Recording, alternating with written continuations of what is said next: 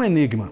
Uma mulher capaz de intimidar Caetano Veloso e encantar Vinícius de Moraes, mas sobretudo uma intelectual que com a sua inteligência desafiava as pessoas. Esta é a imagem de Clarice Lispector no livro Clarice na Memória dos Outros, organizado por Nádia Batella Gottlieb. É um livro inquieto, um livro interessante porque se compõe de depoimentos, e os depoimentos sinceros é que revelam mais do que esse enigma, revelam uma mulher misteriosa, mas sobretudo encantadora.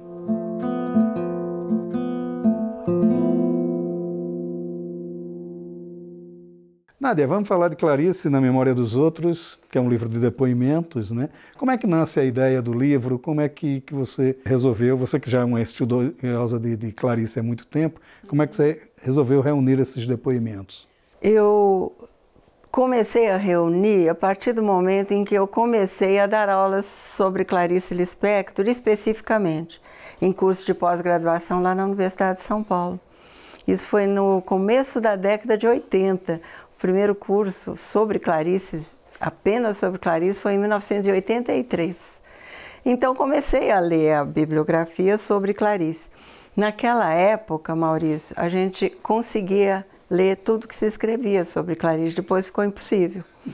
Então, ao longo dos anos 80, depois dos anos 90, eu li muita coisa para fazer o Clarice Uma Vida que se Conta e depois também para fazer o Clarice Fotobiografia. Antes da pandemia, eu já havia feito uma reunião de textos, mas aí veio a pandemia e eu não publiquei, e foi muito bom, porque durante a pandemia eu ainda complementei, sabe, inseri outros depoimentos que eu não tinha antes. Mas então, cada um tem uma história, porque são 65 pessoas que prestaram depoimentos sob diferentes formas, né?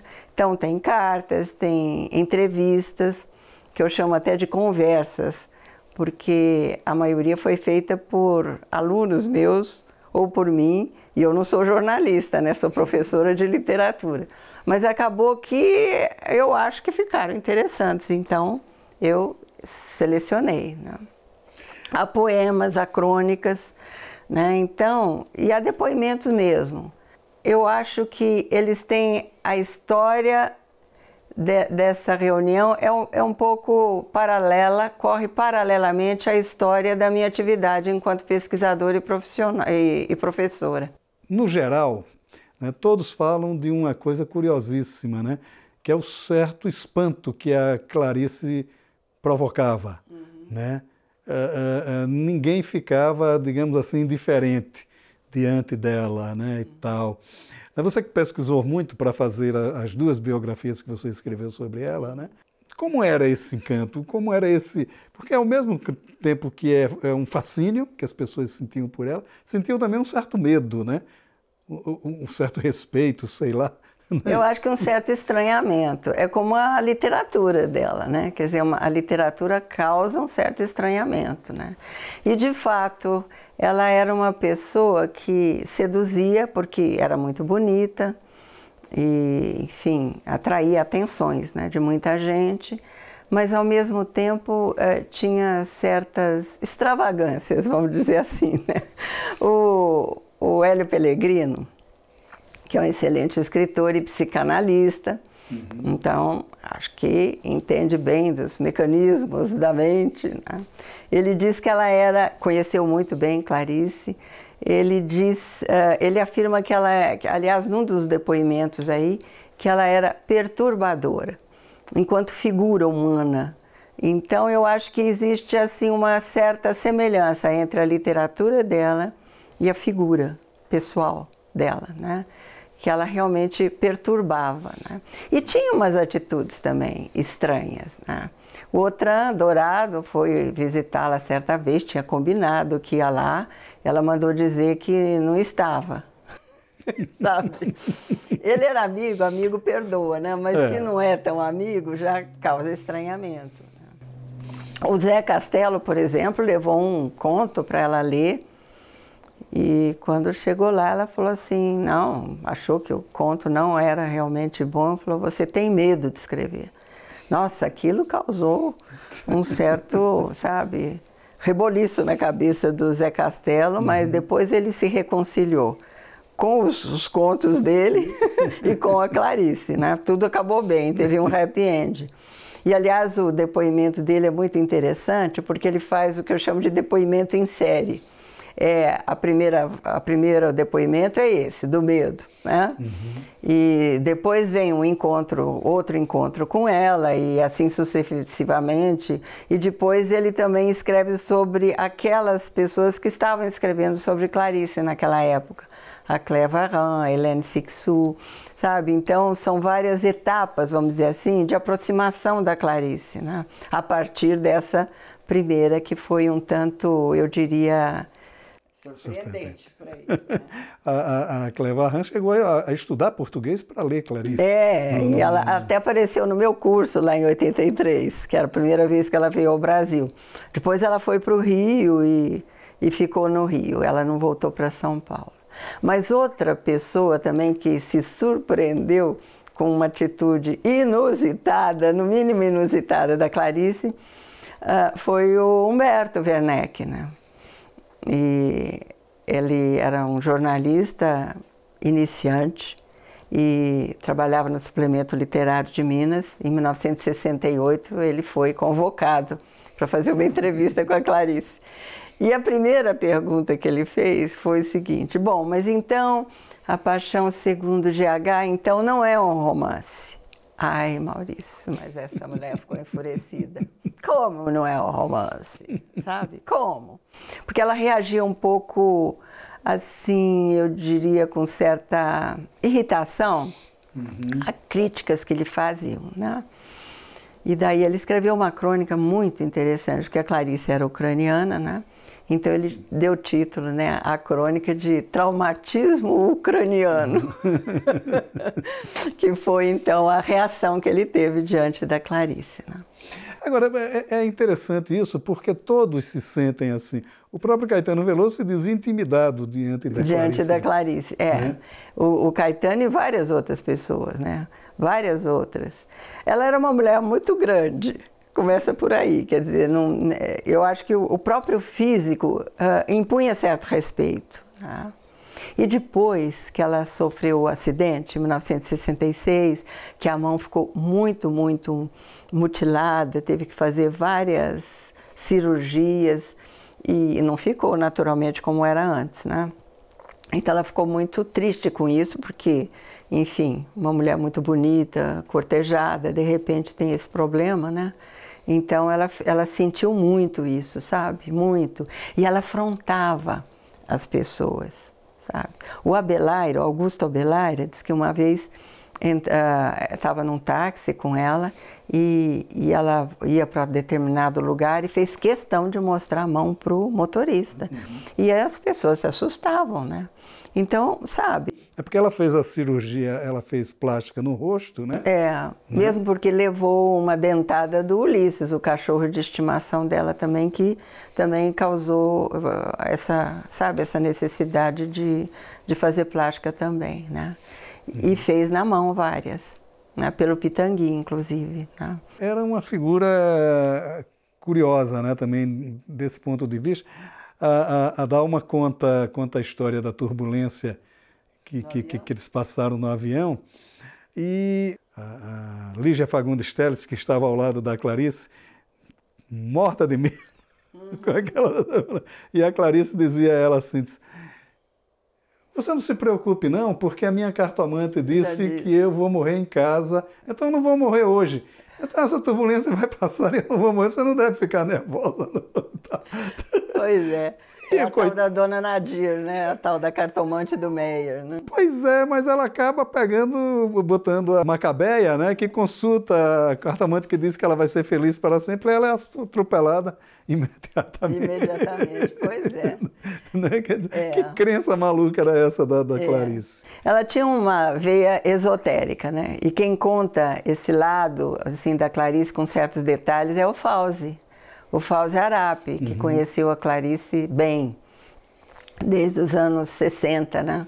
Tinha toda uma leitura mística das ele coisas. leu a Água Viva antes de publicar e usou até um trecho no show da Bethânia, né? Então, e antes ele já conhecia a Clarice, né? E ele conta, é curiosa a experiência da Clarice com LSD, todo mundo já conhece, sob orientação de um médico, o Dr. Murilo, lá do Rio de Janeiro.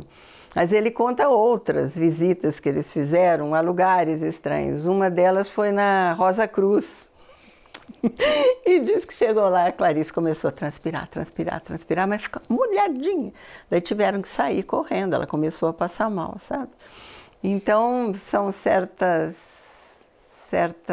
situações, né, de vida da Clarice que realmente, às vezes, escapam um pouco do comum. Né? A Dalma conta também aquela visita que ela fez para uma igreja. Sim. Que ela sumiu de noite e ninguém achou. Presa, né? E chegou lá no outro dia, toda, porque tinha entrado numa igreja, a igreja fechou, ela passou a noite lá dentro. Né? Então, isso realmente eu nunca ouvi contar, sabe? Só a Clarice, né, contou isso, né? Só com a Clarice que aconteceu um fato dessa natureza. Então, eu acho que foge um pouquinho, né, do comum. E isso, de certa forma, reflete na literatura dela. Eu Esses acho que acontecimentos sim. todos. Quando você lê a Clarice Lispector, fora das crônicas, né? Uhum. Mas assim, nos contos, sobretudo, né? Há muito essas situações surpreendentes, né? E que fogem ao convencional, né? Fogem ao convencional. Mais uma vez, o Hélio Pellegrino diz isso, ela não conseguia ser convencional. Então, acontecia isso na literatura e acontecia isso na rotina de vida, né? De vez em quando havia aí certos repentes, né? Que assustavam as pessoas, né? O livro, ele além dessa coisa de certo medo e de certo respeito que ela causava nas pessoas, esse estranhamento, há uma reverência muito grande à Clarice como autora e, de certa forma, um certo lamento, né? Por ela não ter vivido o apogeu da literatura dela. O próprio Ledo Ivo, ele num depoimento dele, num dos depoimentos que ele dá, ele conta espantado, né, como via os livros da Clarice em Paris, Londres e tal, e como ela tinha sido rechaçada quando viva, né, foi demitida do JB, que é uma demissão complicada, enfim, ela foi muito discriminada também, né? Olha, foi, sobretudo nos anos 70. E também por uma pessoa que era intelectualmente admirada por muita gente, que é o Renfil, né? Que colocou a Clarice naquela sessão que ele tinha, né, de jornalística, em que ele reunia os mortos-vivos, né, os escritores que, segundo a opinião dele, eram considerados alienados, né? E ele não leu a Clarice. A única explicação que eu dou para esse caso é que ele não conhecia a Clarice. Porque se ele tivesse lido a primeira crônica que ela publicou no Jornal do Brasil, que se chama Crianças Chatas, é uma crônica, uma das mais veementes crônicas de indignação diante da fome no Brasil. Sim. Né? Que ela termina assim, ela diz, e eu odeio a resignação. E eu odeio a resignação. O Mineirinho, né, em que ela conta a história do bandido, tudo bem, mas que foi morto pela polícia por 13 tiros, né? Então, de certa forma, ela antecipa todo um movimento de crítica que vem à violência policial hoje em dia, né? Basta ler jornais, né? Você fica sabendo. Agora, no caso do Renfil, era uma coisa curiosa, né? Porque ele era uma espécie de franco atirador, né? Ele botou ali naquela sessão dos mortos-vivos também a Elis Regina, não sei. A Elis Regina ficou indignada com isso e tal. Mas com ela, ele acabou se reconciliando. E com a Clarice, não. Né? E com a Clarice. Agora, houve uma época em que as pessoas achavam que a Clarice era muito hermética, que não adiantava ler porque ninguém ia entender a Clarice. É falta de ler também, leitura, né? Tudo bem que se você pega de cara um romance como A Paixão Segundo GH, ele é um romance muito denso e tem uma carga de imagens fabulosa, né? Para mim é o melhor romance da Clarice. Mas você tem que se deixar levar, assim, muito sem querer entender o que está acontecendo e muito atenta a essa construção das imagens que ela faz, que é uma coisa incrível. O quarto de empregada vira um mundo, de repente. E por camadas de significado, né, que ela vai acrescentando, né? Então, realmente, é um livro muito sofisticado do ponto de vista da construção narrativa. Agora, há crônicas que você lê e são... Ela dizia que era simples como Bach. O músico, né? O compositor, Bach, João Sebastião Bach. Então eu acho que era mesmo. Sim. Sabe? Agora, é o tipo da coisa que tem algumas literaturas, e talvez aí o Enfield tenha visto muito isso, uma mulher fazer aquele tipo de literatura. Porque você pegava, para falar um pouco de um contemporâneo dela, o João Cabral de Melo Neto, que tinha uma poesia também... mas eu sempre fazia uma brincadeira, eu digo, não, o problema do João Cabral é que a gente lê ele diante do sol. Então a claridade é tanta que a gente se encandeia, às vezes, com o que ele diz. A Clarice tinha um pouco isso, né? Só que a Clarice tinha um problema maior pelo fato de ser mulher nos anos 70, né? Uma sociedade machista, enfim, né? E até hoje ela sofre com isso. Pessoas que não gostam da Hora da Estrela, porque acha que ela quer se inserir num ambiente que não é dela, o próprio A Paixão Segundo GH, que é interessante, é a primeira vez que a mulher entra no quarto da empregada. Né? E a primeira vez que é a empregada que faz com que a patroa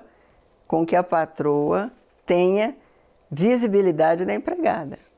Porque é o desenho que a empregada faz e deixa na parede que causa aquele estranhamento na patroa, e é a primeira vez que ela tem que enfrentar o oco de si mesma.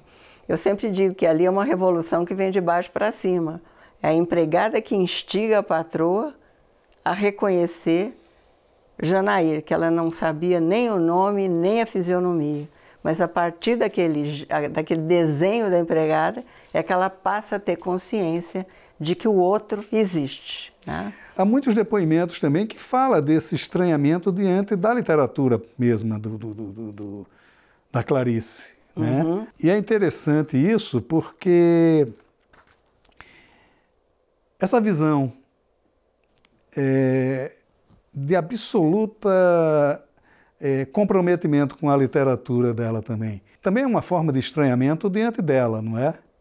Essa literatura, de certa forma, muito provocativa, que faz com que as pessoas a estranhem, de certa forma. Né? Porque era uma mulher que tinha uma vida curiosíssima. Eu li na primeira edição. Já faz tempo, Uma vida que se conta. Faz tempo, mas ele está vivo, viu? Pois é. Eu estou vendo aqui a nova edição. Né? Você acrescentou um capítulo aqui. Não, eu acrescentei uma foto que eu consegui logo depois de publicar esse e também a fotobiografia. Então, como não era possível ali mexer um pouco na fotobiografia, eu incluí aí e fiz um texto de leitura da foto.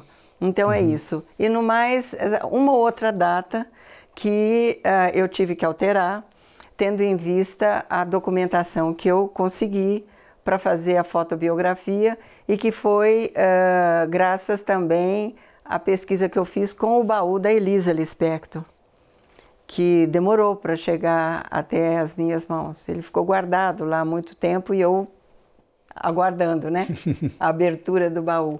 Então é isso, quer dizer, mas em suma é o mesmo texto.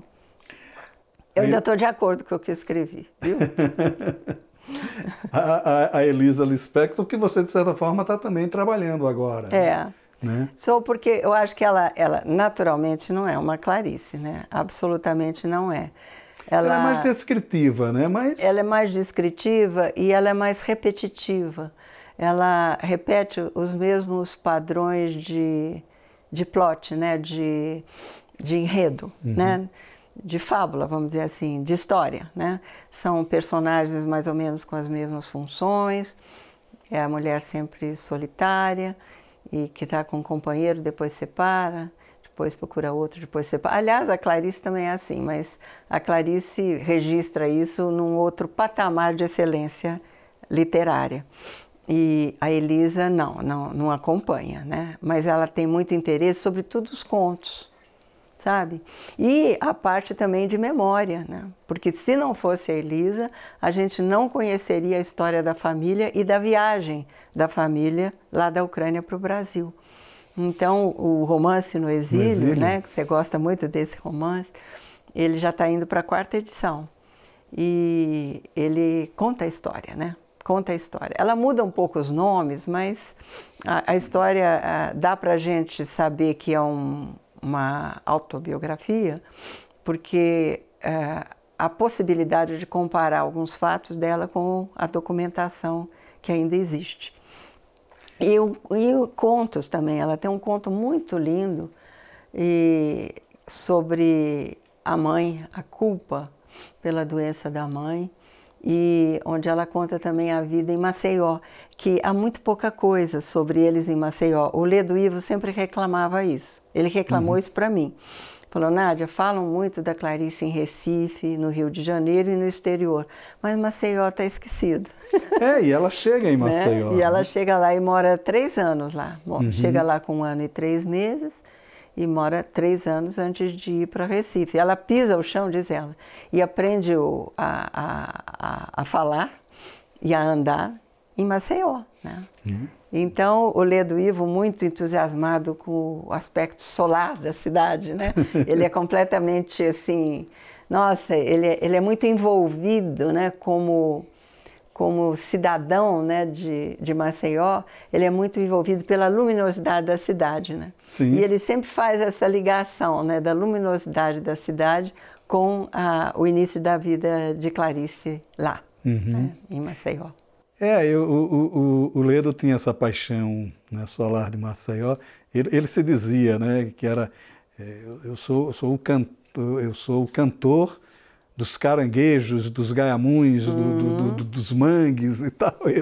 Ele falava muito nisso, né? Inclusive tem uma polêmica, porque tem uma igreja muito conhecida numa cidade do interior de Alagoas, Penedo, Sim. que é Nossa Senhora da Corrente, a igreja de Nossa Senhora da Corrente, e ele fez um poema dizendo: Nossa Senhora dos Correntes, padroeira dos morcegos, dos ratos e dos morcegos. A população lá não gostou muito dessa metáfora, mas ele estava falando do abandono da igreja. Do abandono da igreja. O pessoal já ficou grilado, né? Mas era o Ledo era polêmico. Mas você sabe que o Ledo entra no livro junto com aquela turma de intelectuais e jornalistas, né, do começo da década de 40. Sim. Foi um dos primeiros escritores a conhecer Clarice. Ele e o Luz Cardoso, o Francisco de Assis Barbosa, são dessa primeira leva. Então eu selecionei o Ledo Ivo junto com esses outros, né? Porque eles registram uma imagem da Clarice começando a atuar no jornalismo entre aspas, né? Porque também tem lá suas peculiaridades, né? Que fogem à convenção, né? Do padrão, Mas, então, eu fiz questão, né, de selecionar o texto dele junto com esses outros, que são aqueles primeiros, né, que descobrem Clarice, né? E a Clarice fica muito amiga deles, muito. E apaixonada pelo Luz Cardoso, né, que não deu certo, porque era homossexual, né? Não deu certo. Mas ótimo, Nádia. Maravilha. A Clarice é sempre uma figura... Vai ficar esse enigma para toda a vida. O enigma persiste, né? Para ela sempre termina em mistério, né? Mesmo quando ela começa a dizer, eu vou esclarecer, esclarecimentos uma vez por todas, eu nasci na Ucrânia, eu fui papá, você acha que vai sair um texto autobiográfico? Ela dizia, no fim, mas se eu não tivesse sido o que eu fui, o que eu poderia ter sido, né? E termina mistério. Então o mistério sempre existe, né? Na Clarice. Sempre existe. Mas o que eu queria, sabe, Maurício, era registrar o fato de que esses depoimentos, eles trazem uma Clarice de diversos lugares por onde ela morou, né? Por onde ela passou e onde ela viveu. Então tem Recife, tem Rio, mas tem Berna, né? Tem depoimento de Berna, de pessoas que conviveram com ela lá, o ministro Marcílio Marques Moreira, a Maria Teles Ribeiro, que era também esposa de jornalista, que tem um livro de poemas lindo, e depois em Washington também, e na Inglaterra, em Torquay, né? Então eu acho que é como se fosse um painel, né? Um mural que retrata Clarice em diferentes épocas e em diferentes lugares, né? Então é isso que eu quis propor nesse livro. Maravilha. Sucesso para o livro. Muito obrigado pela sua participação aqui no E obrigada pelo convite. É sempre bom estar aqui com vocês. Voltei, né? Porque a gente já teve um encontro alguns anos atrás, né? Sim. Muito obrigada pelo convite.